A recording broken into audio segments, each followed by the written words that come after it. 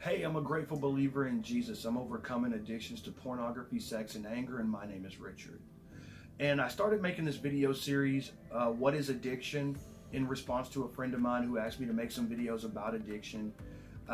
And there have been 3 videos before this one. And we were approaching my personal definition of addiction. And we talked about what that definition means and the certain parts of it. If you missed it, that definition that I use is a sustained and uncontrolled attempt to meet a valid need through invalid means. We address what valid needs are and what those needs tend to be in our lives that go unmet. Then in another video, we talked about the invalid means, the way we try to meet those needs that don't really seem to pan out, but we keep coming back to it because it provides us with a certain level of comfort or just kind of numbness that happens. But then we also talked about the aspect of sustained and uncontrolled and how we can reach pre-addiction before we actually get to addiction. And just because we haven't gotten to addiction doesn't mean that there aren't problems or consequences for what we do. And so in this video, I wanted to close it out with a little bit of hope. First and foremost, if you're in addiction, I want you to know that there is hope. I don't care how far gone you are, there is hope. If you need hope, look at me. I am somebody who spent 15 years in his own addiction, trying to beat it on my own, and I could not.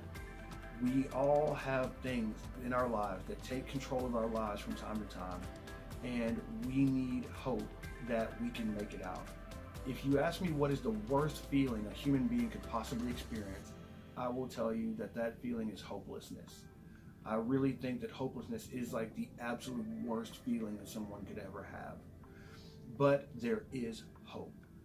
I have gone through a program called Celebrate Recovery. It is a Christian 12-step program that has helped me and helped alter my mindset. It's helped address my addiction issues. It brought me into a closer relationship with Jesus, and it's put me on the path to helping other people, and I love it. But Celebrate Recovery is not the only game around. If your thing is alcohol, there's Alcoholics Anonymous. If you're doing drugs, there's Narcotics Anonymous. If your thing is sex or pornography or relationship addiction, there's a group called SLAA. I think it stands for Sex and Love Addicts Anonymous. There are different groups that meet different needs. And so I encourage you to check out those groups. I personally believe that it is my relationship with Jesus that has helped me the most. I have a guide for how I should do life, and it's helped me very well. And ultimately, it's brought me into deeper connection, which is why I started my addiction to begin with. I needed a deeper connection with someone besides myself.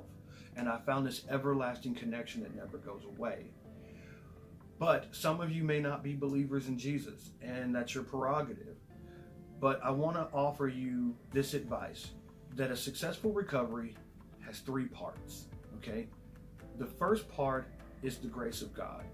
And whether you believe in Jesus or you believe in some other form of God, you have to have a higher power that you connect with that is going to offer you grace, the ability to see that it's okay to mess up. So the grace of God is the first element of recovery. The second element of recovery is the will of the person who wants to recover. If you don't want it for yourself, it will never happen. You have to want it for yourself. If there's somebody in your life that you love and you want them to get better, you can push them into recovery meeting after recovery meeting after recovery meeting, and it'll never happen until they want it. I'm not saying don't take them to meetings, because sometimes that's how we get our desire, is by being forced into meetings. So hey, if that's what it takes, drop them off at the meeting, leave them there, and don't pick them up until the meeting's over. But they have to want it. And then the last part of a successful recovery is the support of others. Most of us act out in groups. We have people we talk to, people we hang out with, people who enable us, people who tell us it's okay. So in recovery, we need people who are going to hold us accountable. We need people who are going to be there for us and love us and pray for us and cheer us on. We need support.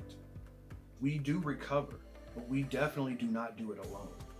We need somebody like a sponsor who was there, who knows the road, who's been there before, and who can guide us through. But we also need to be reaching back to grab a hold of the people who came behind us and who are still suffering or who are still trapped in it.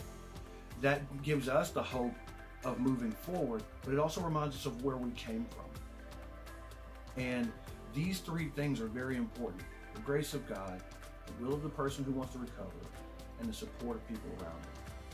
If the people who are around you are not headed the direction you're going in, then guess what? You're going in their direction. It's okay to change your phone number and not give it to people. That's okay, if that's what you got to do in recovery, all right? So, I will say this: hope is real. And if you need help, reach out, contact me. I'd love to point you in the right way.